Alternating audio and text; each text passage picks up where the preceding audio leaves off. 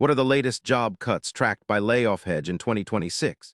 You might be shocked how fast some industries are shrinking and which companies are leading this wave of layoffs right now. In 2026, the tech sector remains the hardest hit, with Layoffhedge tracking over 50,000 job cuts in just the past few months.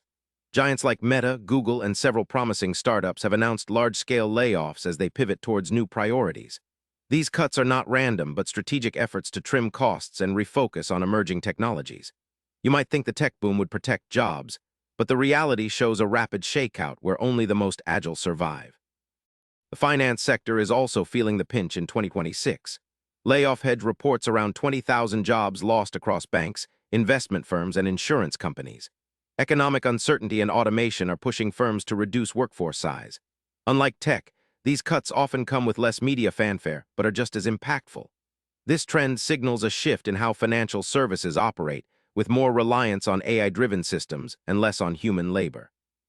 Surprisingly, sectors like retail and manufacturing also appear on Layoffhedge's 2026 list.